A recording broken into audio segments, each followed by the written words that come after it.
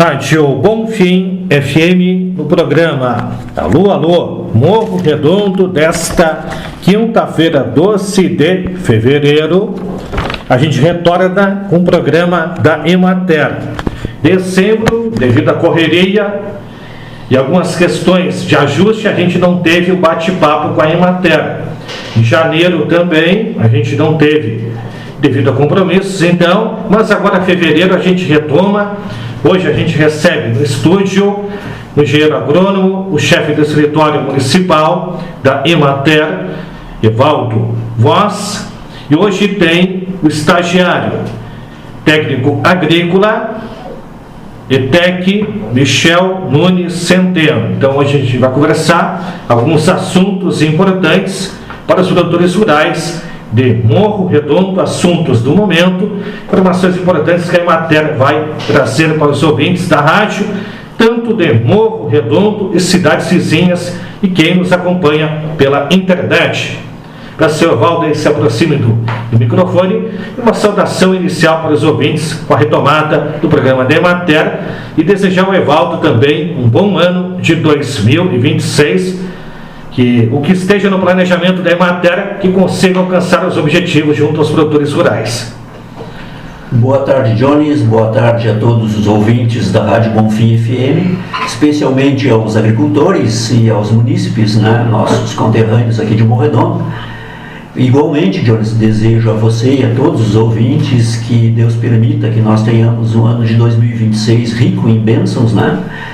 E hoje é um prazer para nós, né, trazermos aqui um menino, um estagiário que está começando a sua vida profissional, está saindo da escola, está na fase de aprendizagem, né, e a oportunidade de vir à rádio conversar também é uma experiência, né, de uma metodologia que se utiliza no nosso trabalho de extensão rural, que é o uso da rádio, né. Então o Michel, é um prazer ter ele aqui, e diria já, né, eu estou com 38 anos de extensão rural, e nesse período aí de vida eu tive a oportunidade de conviver com muitos estagiários, e assim, é sempre desafiante e renovador a gente receber e ter a oportunidade de conviver com essa nova geração, com esses novos colegas profissionais que estão sendo formados, e também contribuir nessa formação deles, né?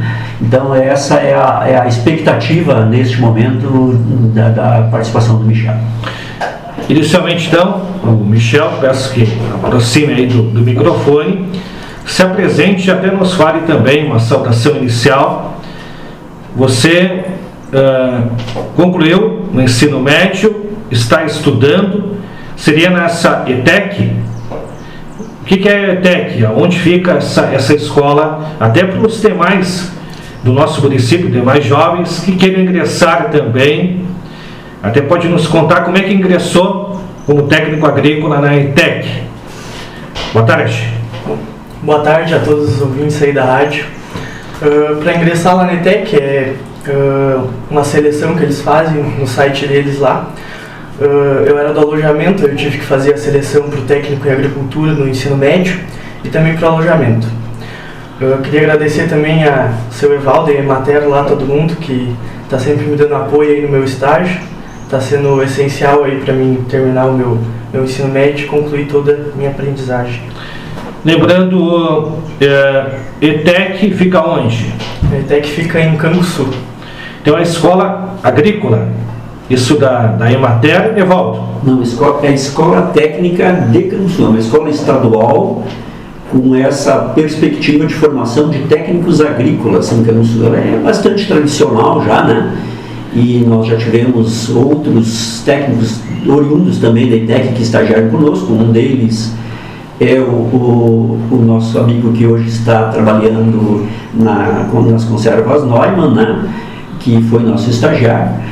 E, enfim, assim, né, o Cleiton Dias também estudou na ETEC, o Cleiton Bender, alguns colegas que passaram por lá. É uma escola bastante tradicional de Canguçu, escola de formação de técnicos agrícolas. Ela tem duas modalidades de formação, né? que é a formação como o Michel cursou, aonde ele ingressou e concomitantemente ele fez o ensino médio e o curso de técnico agrícola, né? E também tem a formação continuada para aqueles profissionais que terminaram o ensino médio e que queiram obter o diploma de técnico agrícola, também pode fazer essa formação continuada, né? Quanto tempo dura essa formação de técnico agrícola aí? A formação dura 3 anos. 3 anos, então. O ensino integral de manhã e de tarde. Tá, e você é junto o serviço aqui, estudando lá?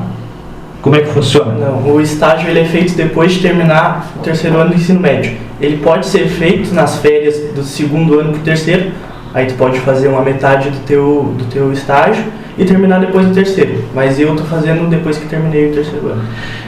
Tá, uma informação importante, né, então, nessa abertura, né, do programa, até para salientar, explicar, e certamente isso também ajuda e colabora com outros que estão nos ouvindo que também queiram ingressar. Assim, Jones, esse estágio que o Michel está fazendo, né, é um estágio curricular. É um estágio que, digamos assim, ele é obrigatório no final do curso, ou durante, como ele disse, o curso, né, entre o 2º e o 3º ano, mas via de regra acontece normalmente no final, no 3º ano. É um estágio curricular, onde ele é submetido a diversas experiências, ele no final elabora um relatório, a gente emite uma avaliação dele e em função do desempenho dele ele poderá obter, acredito que vai obter, o diploma de técnico agrícola. Quanto tempo é o estágio? O estágio é 360 horas e sendo 320 horas de trabalho e 40 de redação.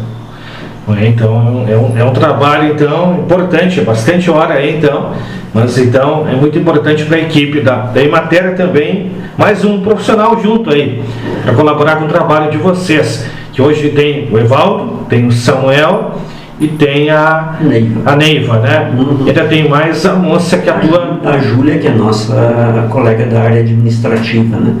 Não só para, assim, resgatar, né, que eu falei antes, o Otávio Scher, querido amigo Otávio Scher, que está no Neumann. Que está no Neumann, né? Ele fez conosco também um estágio e tivemos a felicidade que ele foi contratado posteriormente para desempenhar as funções de técnico agrícola na indústria de conservas Neumann. Evaldo, vamos agora então contigo aí. Só peço que deixe sempre o microfone quando vocês vão falar mais próximo de vocês, para captar um som mais forte para os ouvintes da Bonfim. Vamos lá então falando do milho, Evaldo. O milho que a gente sabe que a gente viu aí estava necessitando de chuva. E essa chuva que veio, agora veio essa chuva hoje de manhã, então esses dias também veio alguma chuva, né? Esperamos que aos poucos comece a ter mais chuvas para não ter tanto prejuízo, né? Sim, Jones. A princípio, né, a gente gostaria de comentar um pouco sobre o monitoramento que nós viemos executando desde o mês de outubro, da existência da cigarrinha, né, que é a Dalbolus maides.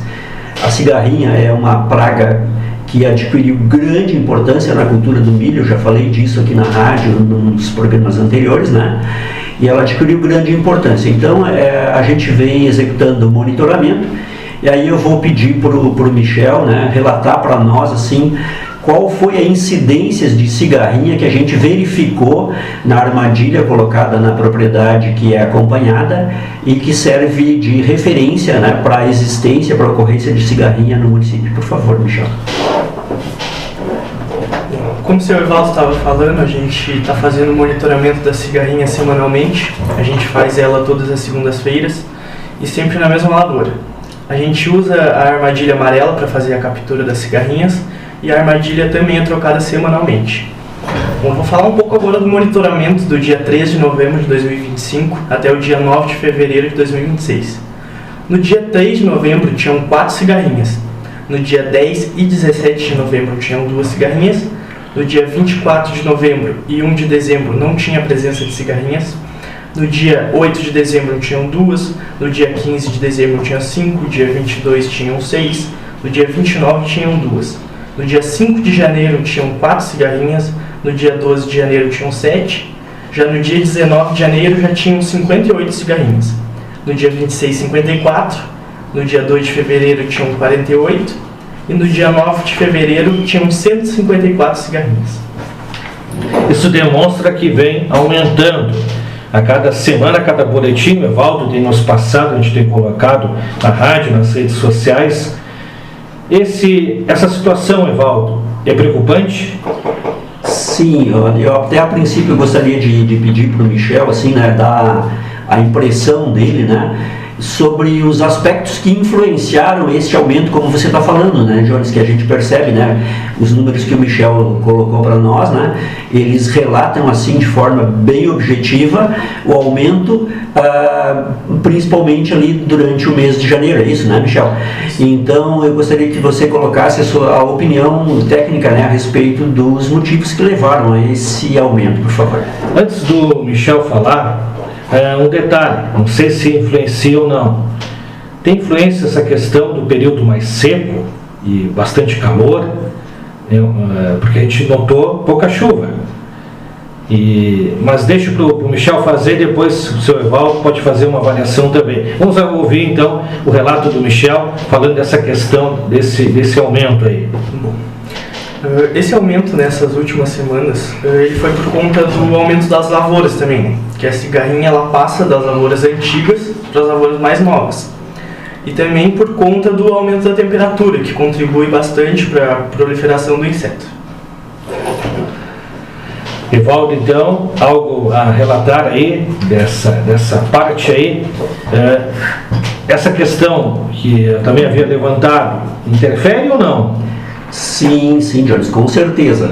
O ciclo de vida do inseto, né, como todo inseto, ele tem um ciclo de vida que se dá a partir da postura, né, do ovo. A partir do ovo se forma a larva, né, a lagartinha, né, e essa lagartinha ela passa por diferentes ínstares até se formar um indivíduo adulto que vai novamente estar apto a procriar. Então esse período, esse ciclo de vida de qualquer inseto, ele é regulado, entre outras coisas, pela temperatura. Quanto maior a temperatura, e principalmente, óbvio, desses insetos que têm essa predominância no período de primavera-verão, né? Quanto maior a temperatura, menor o ciclo. Então quer dizer que num espaço de tempo menor, eu consigo ter várias gerações. E o crescimento das gerações, eles são dados de forma exponencial. Para quem lembra lá da matemática, né? De 2 tu vai para 4, de 4 tu vai para 8, de 8 tu vai para 16, de 16 para 32, para 64 e assim por diante. É um crescimento que se chama exponencial, não é um crescimento linear, que 1, 2, 3, 4. Não é um crescimento. Então imagina, assim, as gerações vão se sucedendo, o número de indivíduos vão se sucedendo e crescendo. E obviamente, como o Michel relatou com muita propriedade, né, no momento que tu tem o aumento das lavouras, porque o nosso período de plantio do milho aqui começa a partir de setembro e vai até 20 de janeiro. Sendo que ao longo desse tempo a gente vai tendo uma distribuição nos plantios e o incremento nas áreas plantadas, com uma certa predominância de plantio a partir do mês de dezembro, né? Então, a gente começa a ter um aumento no número de lavouras, o aumento da área plantada e, obviamente, aquela cigarrinha que estava presente numa lavoura mais antiga, ela passa a atacar a lavoura mais jovem, né? E isso é um fator de grande preocupação, Jones, porque a cigarrinha é um inseto que tem que ser combatido quando a lavoura é jovem. A lavoura com até 8 folhas ali deverá estar livre da presença de cigarrinha, porque a cigarrinha infecta a lavoura naquele tempo, né, naquele período de até 8 folhas, e os sintomas que são a nossa grande preocupação, a questão do enfesamento, né, da planta de milho, vai ocorrer lá depois, durante o período reprodutivo, que a gente vai se dar conta disso. Mas a infecção pela cigarrinha, porque a cigarrinha por si só não é um problema. O problema é que quando ela pica o milho, ela introduz o molicute, que o molicute é o organismo que vai causar o enfesamento posteriormente na lavoura de milho. Pois não. Lembrando, então, em torno de um mês depois da semeadura, já é um período crucial. Seria, Evaldo? Sim, a gente tem uma certa distribuição assim, né, ao longo do tempo, com relação à questão das fases vegetativas do milho, né? Então tu vai observar, né, que o milho, a partir do plantio, em torno de 10 dias, isso a depender da umidade do solo e da temperatura de solo, né, em torno de 10 dias ele deverá estar germinado e começando a emergir, né? Ao redor de 25 dias ele vai estar com 4 folhas. Em torno dos 40 dias ele estará em torno de 10 folhas. Então o prazo de preocupação grande é esse. Nasceu o milho, até em torno das 10 folhas, ali em torno dos 40 dias, a lavoura deve de estar livre de cigarrinha. E a cigarrinha, em particular, ela tem uma situação assim, normalmente, quando a gente trabalha com praga em lavouras, a gente considera um índice que se chama nível de dano econômico, que é assim, não é que apareceu uma formiga lá e eu vou sair metendo um agrotóxico, não é isso, né? Quer dizer, eu tenho que ter um nível de incidência daquela inseto praga para que justifique um controle, principalmente um controle químico que a gente está falando, né? A cigarrinha, ela foge dessa regra. A existência de uma cigarrinha já justificaria a execução de um trabalho de controle. Tem-se a possibilidade de uso de inseticidas biológicos que não são agressivos ao meio ambiente, enfim, tem várias opções.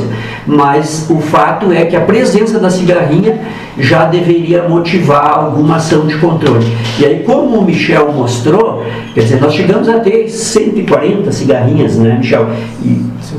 154 cigarrinhas. Então você imagina, né? Essa cartela na qual a gente assim, coleta as cigarrinhas, né, que elas são coletadas por adesão, elas colam, né, se colam na cartela, né, usado uma cola que ela fica aderida à cartela, para que a gente possa fazer a contagem. A cartela deve medir o quê? Uns 10 centímetros por uns 25, mais ou menos, né, uns 25 de comprimento por uns 10 de largura. Então, numa cartela desse tamanho, durante o prazo de uma semana, chegou a se coletar até 154 cigarrinhas, sendo que em algum tempo, lá no princípio, não se tinha presença. Então a ideia é essa, é monitorar para te poder ter assertividade no controle a ser feito. É uma questão importante, né, fundamental, então, e tudo envolve essa questão de vários fatores que vocês falaram, né? A gente sabe que tem a questão da temperatura, né? Questão da umidade. E hoje, como você vê, quantas lavouras, quantas propriedades que tem o milho presente aqui no município, Evaldo? A gente calcula em torno de 60 famílias que estão envolvidas com a cultura do milho. 60 a 80 famílias, né? Quantos hectares? E a nossa área de milho total são 1.000 hectares. É muito mais do que a área do pêssego, né? Sim, a área de pêssego. É quase o dobro, né? Da área do pêssego à área do milho. Então o milho é um produto muito importante na nossa cultura aí. Com certeza. A lavoura de milho, ela, por exemplo, só para comparar com o pêssego que você se refere, né? O pêssego são 450 hectares e o milho são 1.000 hectares. É o mesmo número de famílias com pêssego e milho? Não, pêssegos são menos famílias, né? Pêssegos são em torno de 40 famílias, 50 famílias que estão envolvidas com pêssego, né? No milho 60. No milho de 60 a 80. Isso varia muito porque depende da forma que tu conta a família, né? E, então isso é meio, assim, tem um certo debate, né? Mas é em torno desses números. Quanto à questão da área, sim, a área é a área que a gente trabalha, a área que é um dado oficial é esse, né? São 1.000 hectares de milho. A importância do milho, Jones, ela se dá em dois aspectos, né? O milho é uma cultura básica da agricultura familiar, né? A partir do milho, tu vai obter um principal alimento para as aves, suínos, bovinos, né? Que são criados muitas das vezes não na perspectiva de atender o mercado, mas sim para atender a segurança e a soberania alimentar das famílias, né? Então o milho também entra nessa perspectiva, embora que nos últimos anos a gente tenha tido assim um certo número de produtores que tem se envolvido com a produção de milho na ambição de atender o mercado. E isso tem sido bem interessante, né? A gente tem excelentes experiências no município de Morredondo, com uma produtividade que a gente já se referiu outras vezes, né? Ultrapassando longe os 100 sacos por hectare. E que, enfim, então tudo isso remete a essa intenção e essa necessidade de tu adotar tecnologias, né, para te garantir a produção desse produto. E a observação, ainda estamos teve os últimos que fizeram a última semeadura, né? Foi na semana de 20 de janeiro, como você falou do ciclo, né? Envolve uns 4 meses por aí, né? Sim, desde setembro, Evaldo, foi desde setembro que começou então a semeadura? O período de plantio nosso aqui, ele começa ali em setembro, depois tem um intervalo que já é previsto, né, no zoneamento agroclimático, né? E justamente para forçar uma coisa que eu queria falar depois, que é a questão do escalonamento de plantio. Porque é isso, né, Jones? Você se refere à questão da falta de chuva, né? Nós começamos a falar sobre isso, né? Mas até dezembro tinha chuva até acima do que era esperado. Isso. Mas a gente sabe, assim, né, que se a gente for fazer uma análise dos dados pluviométricos aqui do nosso município, a gente vai ver que é normal a gente ter um período de estiagem durante esse ciclo de primavera-verão. Isso é histórico, né? Isso às vezes varia, às vezes é mais tarde, às vezes é mais cedo, às vezes é maior e às vezes é menor, mas a ocorrência desse período de estiagem ela é comum. Bom, vamos saber qual o período que vai coincidir essa estiagem? Não se sabe, isso não tem como prever, né? Então o que a gente pode fazer? A gente tem que tomar medidas para mitigar o dano que possa ser causado por esse período de estiagem. E a principal medida que a gente toma e sempre preconiza é o escalonamento do plantio. Então, dessa maneira, um plantio que começa, um período de plantio que começa em setembro e que vai até janeiro, nos permite a gente ter dentro de uma mesma propriedade áreas de lavoura com épocas de plantio diferente. E o que isso vai nos permitir? Porque a gente tem a fase crítica para a questão da estiagem, para nós é o período de florescimento e granação do milho. É o período que o milho necessita de um volume maior de umidade, né, de água disponível para poder produzir. E esse período, então, quando a gente escalona, a gente, de certa forma, diminui a chance desse período coincidir com todas as áreas plantadas. Né? Se todo mundo, cada produtor plantasse tudo na mesma época, quando vê, dá uma baita zebra, né? Com certeza. Porque aí a gente está vendo, agora está sendo muita rotina. A gente geralmente, no dia de campo, a gente via a plaquinha com a variedade do milho. Isso. Agora a gente está vendo muitas propriedades aqui do município que tem aquela plaquinha na beira do arame ali, identificando, e às vezes um raio é um X, é uma variedade do milho, outra parte, outra variedade. Então isso também as pessoas acabam observando. E também é fácil também, quando vai fazer uma visita, até você trocar figurinhas para saber a diferença de qual variedade de milho, né? Então isso está chamando a atenção da gente que é grego no assunto. E outra questão, o que vocês projetam, Evaldo, uma avaliação desse setembro para cá, na questão da espiga, do tamanho dela, dos grãos, do peso, como é que você vê? Tem algumas que está dentro do padrão ou tem outras que acabou faltando algo aí para desenvolver a espiga, os grãos, pesar um pouco mais? Bom, assim, com a nossa expectativa de rendimento da cultura, né, ele ainda é muito precoce para que a gente possa fazer uma previsão assim com uma certa assertividade. Tanto que nós, nos nossos dados que a gente alimenta assim, semanalmente para a elaboração do informativo conjuntural, até o momento nós não prevemos nenhuma quebra de safra, embora que a gente saiba que possa ocorrer. Porque eu ainda acredito, né, que a maior parte das lavouras, no caso do milho, né, a maior parte das lavouras que são destinadas à produção de grãos, elas ainda estão, ou estão iniciando a fase de florescimento, né, ou ainda está por vir essa fase de florescimento e granação. Porque isso é um fenômeno, Jones, que eu queria também abordar quando a gente está tentando falar sobre a situação do milho, né?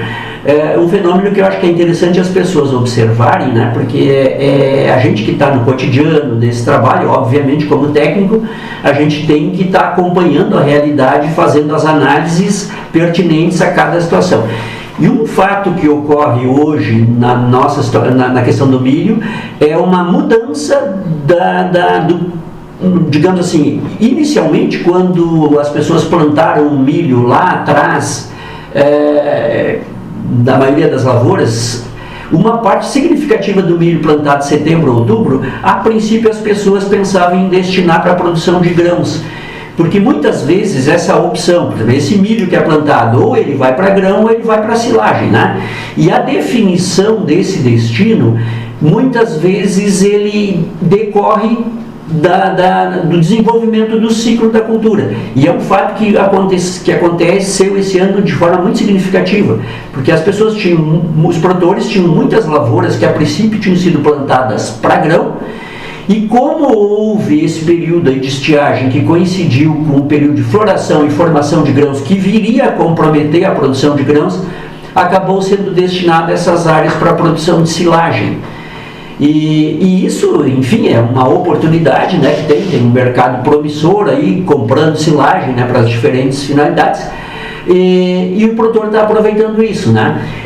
É um fato que nos remete também a levar um alerta para os produtores, né. Você queria perguntar alguma coisa? Lembrando que a gente falou dessa parte da cigarrinha, né, que é um controle, né, desse período aí inicial. Mas então, verificando aqui pelo sistema, levam uns 90 dias para ter os grãos cheios e 120 dias a colheita. Então, como começou o ciclo lá em setembro, depois teve um período que teve uma pausa e ainda teve agora essa de janeiro, pode acontecer no meio tempo algum período de ter mais chuva, outro ter estiagem, e isso vai depender da época, o que a planta vai precisar, né?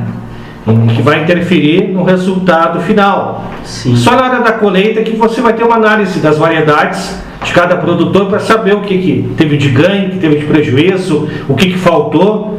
Às vezes até uma análise. Agora, como tem um técnico agrícola que está estudando aí, é um aprendizado também, Evaldo. Cada safra assim talvez tenha um aprendizado muito grande.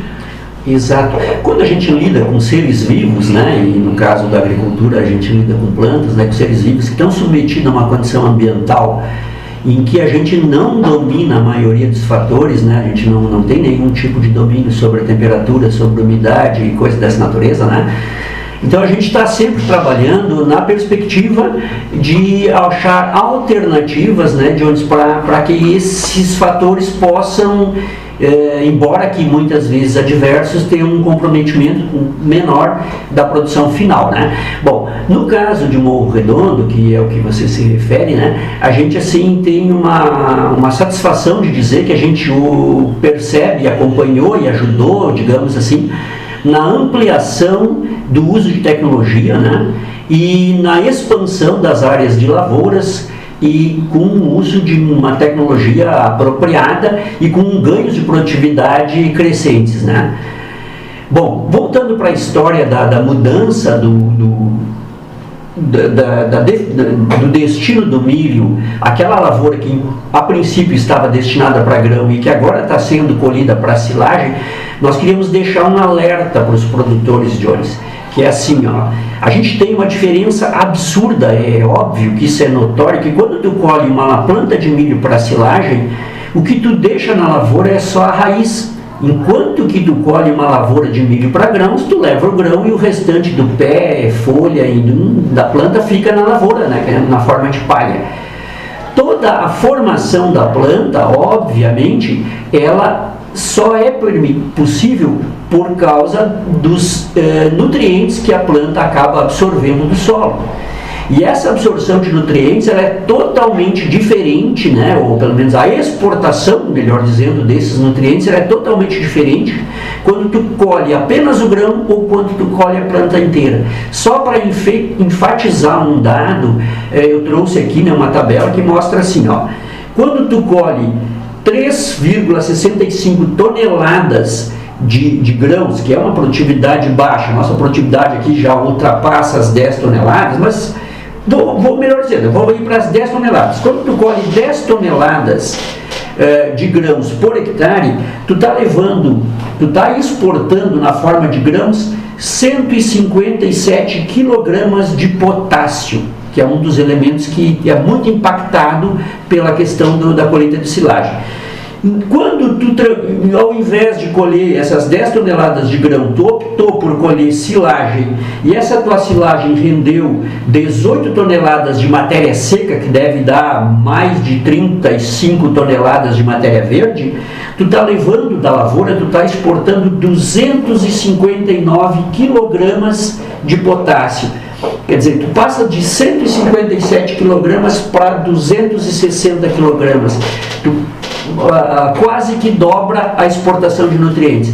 Então, assim, o produtor que optar, que tiver a possibilidade, que fizer essa opção de transformar a sua lavoura que foi plantada em grãos para colheita de silagem, na próxima adubação que for usar nessa área, na nossa recomendação técnica tem que suplementar essa cultura para não comprometer a produtividade futura desse solo. Então esse é um alerta, Jones, que a gente queria deixar para os produtores ficarem muito atentos, né? Porque é uma opção de mercado, mas as consequências são essas que eu acabei de relatar, usando como exemplo o potássio, e tem os outros nutrientes. Pois não. Aproveitar só uma informação nessa parte para encerrar da parte do milho, pode ser? Claro. Porque depois a gente quer falar ainda do pêssego e alguma coisa dos solos, né? Essa questão do milho, Evaldo, a gente sabe que outras culturas têm que fazer poda, tem que fazer algo ali, monitorar, mas o milho, tem uma observação que o produtor tem que ter um desenvolvimento dos pés de milho, ou seja, ali, algo diferente que tem que ser feito depois que faz essa semeadura. O que ele deve monitorar? Tem essa parte da cigarrinha, mas o que ele deve estar atento ali nessa questão? Adubos, algo que ele tem que colocar durante o processo, durante o ciclo? Bom, o milho, ele tem uma situação assim, Jorge. O milho é considerado uma planta C4, isso na classificação agronômica, né? Então ele é uma planta que ele, por essa condição, por essa classificação, ele é uma planta que vai responder progressivamente às condições que tu der para ele. Ele é uma planta que não tem limite de produtividade, pelo menos, obviamente assim, né? Não existe um limite, ele sempre tem potencial para produzir mais, dependendo de algumas coisas. Uma delas é a questão da adubação. E dentro da adubação, nesse milho que foi cultivado, por último, que agora está na fase aí de 3, 4 folhas, né? Não podemos deixar de fazer a adubação de cobertura, principalmente agora que ocorreu essa chuva, né? Que permite a gente fazer uma adubação com uma ureia, que é o mais comum, né? Mas tem outros produtos, né? Então, façam a adubação de cobertura. O milho responde progressivamente à adubação de cobertura, né? Então seria uma dica fundamental. E a outra coisa é o controle de plantas daninhas, porque o milho ele é uma planta que ele, por essa característica de ser muito produtivo, de ter potencial altíssimo de produtividade, ele é uma planta muito suscetível à competição com as plantas daninhas. Então, necessariamente, o milho até os 45, 50 dias tem que estar livre de competição de plantas daninhas. Como é que a gente vai fazer isso? Com controle químico, com capina, não importa. Mas então tem que estar, tipo ali, entre cada planta, tem que estar, tipo o milho ali, poder ter o espaço dele de crescer. Não pode ter, até as sujeiras tem que ter um controle, Evaldo. Então, entre os carreiros também. Obviamente, assim, né? O controle não necessariamente significa que tu precisa fazer uma capina ou algo dessa natureza, não é isso. Quer dizer, tu tem que manter a lavoura livre de plantas daninhas, seja por aplicação de um herbicida, ou até mesmo porque tu tem uma cobertura de solos com uma palhada forte, que aí vai já entrando na questão dos solos, que é o último assunto, né? Que vai permitir com que isso ocorra de maneira mais natural, porque à medida que tu tem uma cobertura eficiente de solo com palha, tu vai inibir o nascimento de plantas daninhas. Evaldo, aproveitar agora então, falar do pêssego. A gente falou bastante do milho, um aprendizado também. Uns dias aqui é uma aula, né, que a gente está tendo, né? A gente agradece o Evaldo por nos esclarecer. Minha função aqui, jornalista, é perguntar, tentar tirar as dúvidas, que o pessoal possa saber. A questão do pêssego terminou a colheita, a safra, e as recomendações, Evaldo, que você traz aí para os ouvintes da Bonfim. Então, essas propriedades, em torno de 40 produtores, né, que tem o pêssego, 450 hectares. Estamos no período que há pouco tempo terminou as últimas colheitas, entregas às indústrias, em torno de um mês, né, aproximadamente, terminou a safra, se estendeu um pouco mais, foi mais tarde, né, e começou as primeiras colheitas. E com a virada do ano ainda teve a indústria trabalhando com pêssego, onde teve uma super safra, produziu, né, praticamente um volume como fosse uma metade a mais de uma safra que era anterior. Evaldo, então nos fale até a recomendação importante para o produtor ter um bom andamento, planejamento visando a próxima safra. Bom, assim, já de antemão, Jones, assim, gostaria primeiro, né, assim, agradecer as tuas palavras e dizer que a nossa pretensão não é dar aulas, é sim ajudar as pessoas, né, e orientar, né, dentro do possível, né, com toda a humildade e a nosso conhecimento, que muitas vezes não é suficiente, mas a gente tenta e se esforça. Mas enfim, com relação à questão do pêssego, né, você relata com muita propriedade, todos os moradores de Morredondo tiveram a oportunidade de observar, e os produtores, né, que essa safra ela teve um formato um pouco diferenciado, né? Há muito tempo que não se percebia a formação de filas de caminhão para descarga nas indústrias, né, que absorvem a produção. Porém, eu te diria assim que essa safra ela foi uma safra que foi acima do normal, sim, mas eu tenho a perspectiva que essa possa ser a nossa, porque a planta expressou de uma maneira muito forte a sua capacidade produtiva. Quer dizer, então a gente tem potencial para produzir uma safra dessa magnitude, sim, né? E o que a gente precisa, sim, é estar preparado para absorver uma safra dessa magnitude. É óbvio que a gente teve as condições climáticas que nos ajudaram. Você lembra durante o inverno que a gente relatava aqui na rádio a questão do frio, né, o somatório das horas de frio. A quantidade, né, que estava dentro do padrão. Exatamente, que se assim foi um fenômeno, né, que ocorreu, aquela soma térmica das 300 e poucas horas abaixo de 7,2 graus Celsius, né, se deu num período contínuo, que é um fato que não ocorre. A gente tem interrupção, é normal ter interrupção nesses horários, nessa soma, e esse ano foi fantástico isso, né, condição de umidade de solo também que foi favorável para um bom pegamento.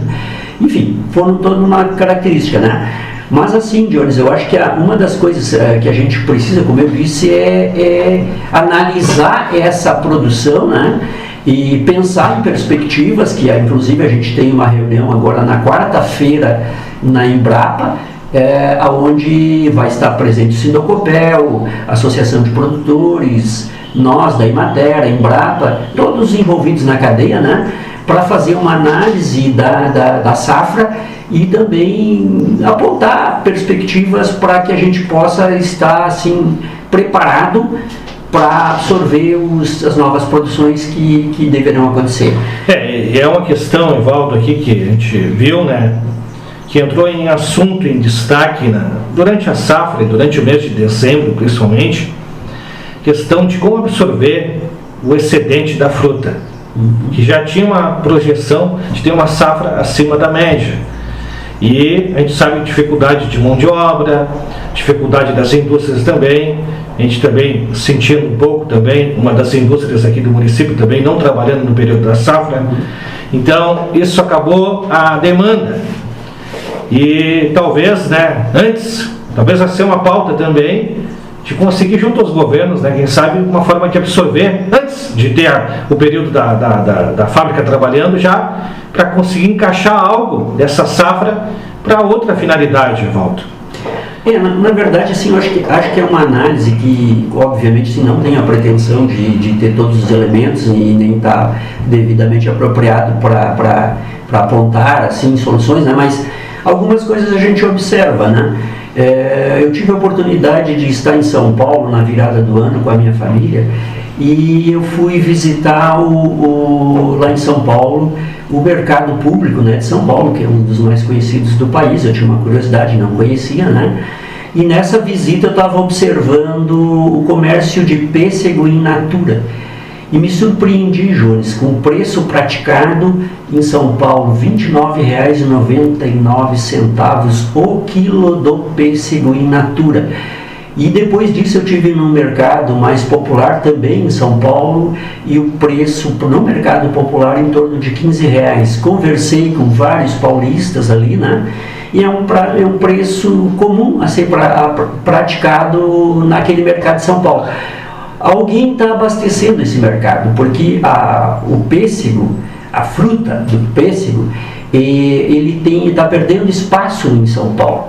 São Paulo já teve uma produção razoável de pêssego, mas nos últimos anos isso vem caindo, vem diminuindo. Eu não sei te precisar em quanto, mas eu já participei de eventos onde foi relatado isso, Enfim, mas o mercado continua ávido por essa fruta, E alguém está abastecendo. Eu estou usando São Paulo aqui como exemplo, mas aqui tem várias cidades aqui do nosso redor que não produzem pêssego, e que consomem pêssego, Então, assim, são curiosidades que a gente tem,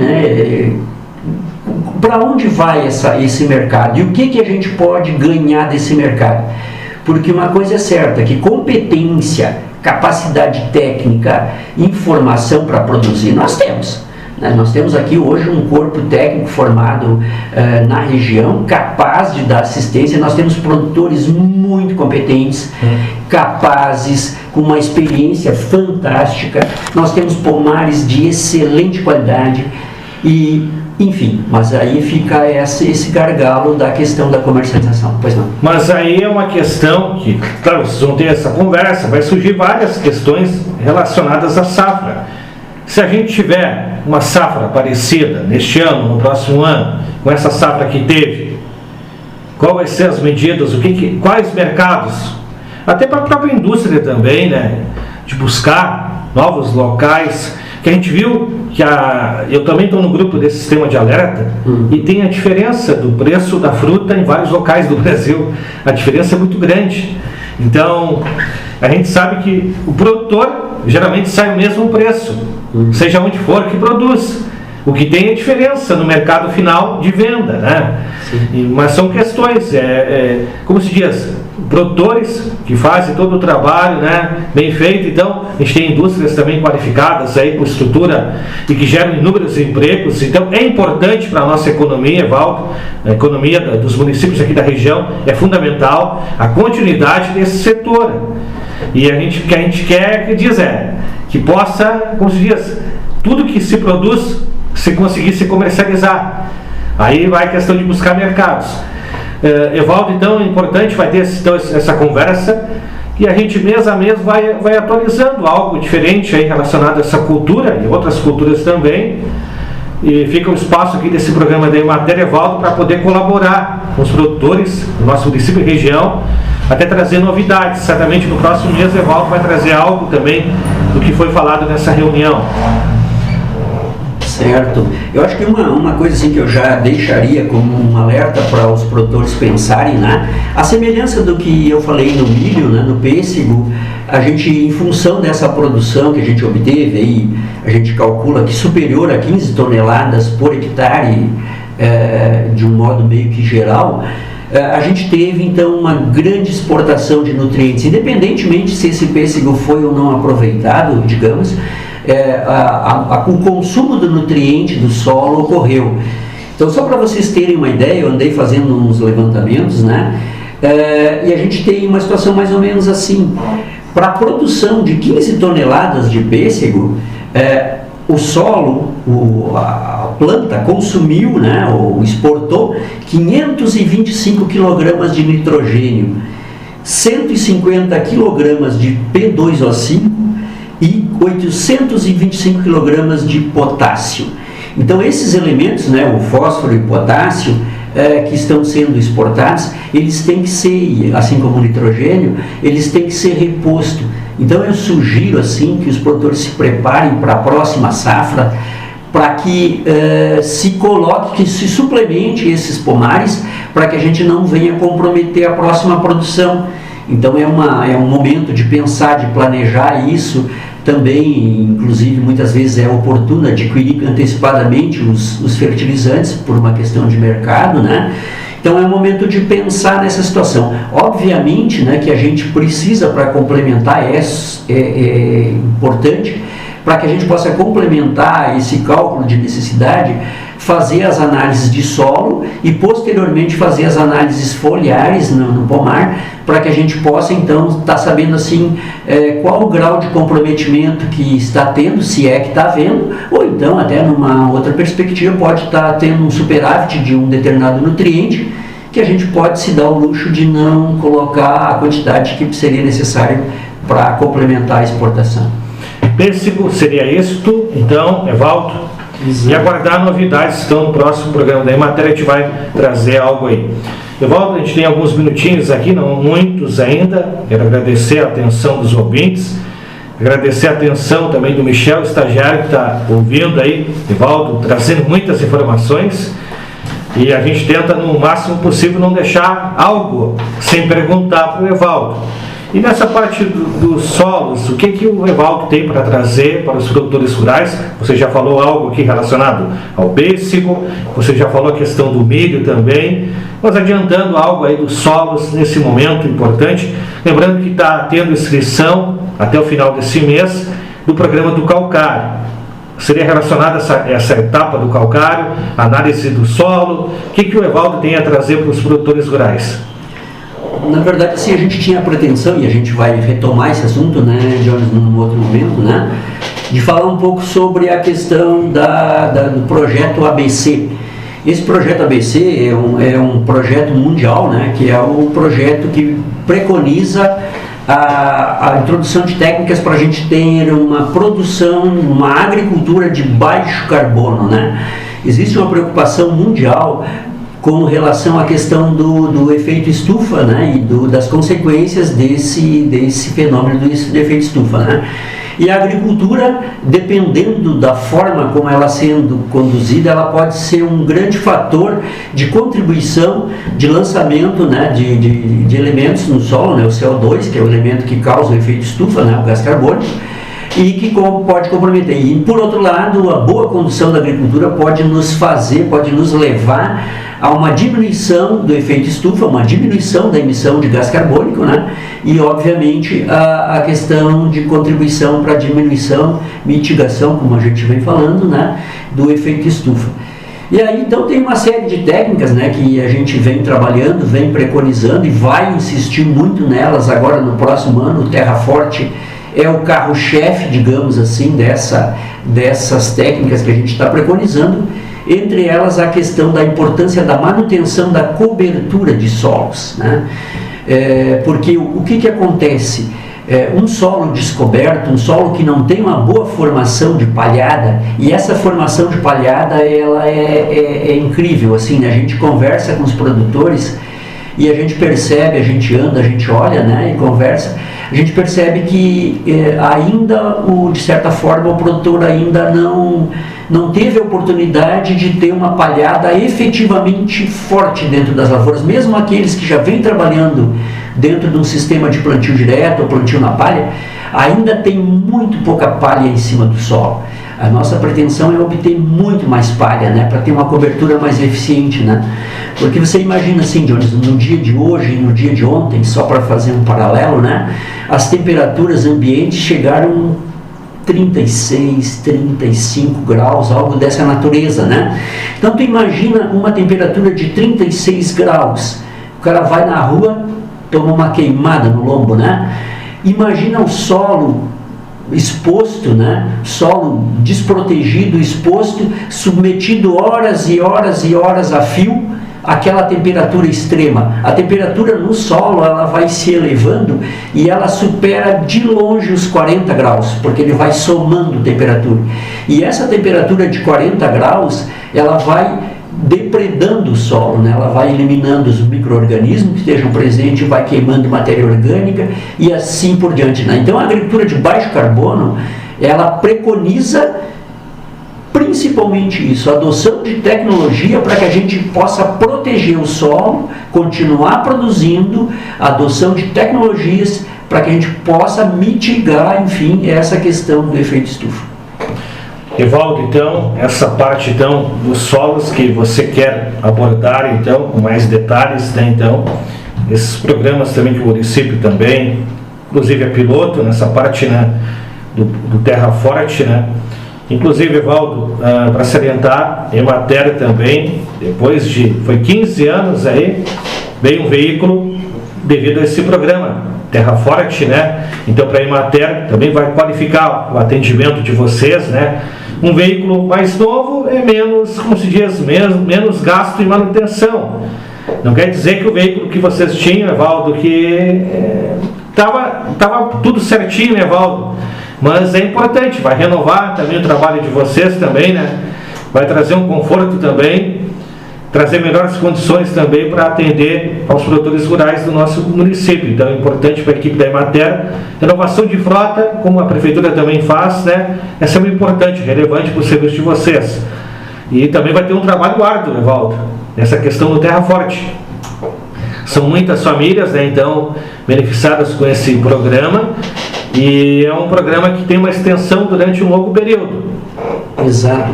Assim, Jorge, bom, com relação ao veículo, eu obviamente agradeço assim, a todos os que de alguma maneira contribuíram, né, para que a gente pudesse ser agraciado, né, com essa ferramenta de trabalho, né, porque é esse o objetivo do automóvel, né, é uma ferramenta de trabalho para que a gente possa se deslocar, possa também dar o atendimento que é necessário, né, e o Terra Forte, assim, a nossa perspectiva com o Terra Forte é que ele possa sim ser ampliado, que ele possa ser continuado, né? No momento a gente tem 20 famílias que foram selecionadas pelo Conselho para serem beneficiadas desse programa, né? Mas assim, a gente tem essa intenção, essa vontade, esse desejo, né? Que esse programa possa ser ampliado, possa até ser atendido outros contingentes de famílias que também necessitam de um apoio, né, e de uma orientação e de um apoio financeiro para a execução de práticas. E é um programa que ele, assim, ele vai trabalhar no eixo social, econômico e ambiental, né?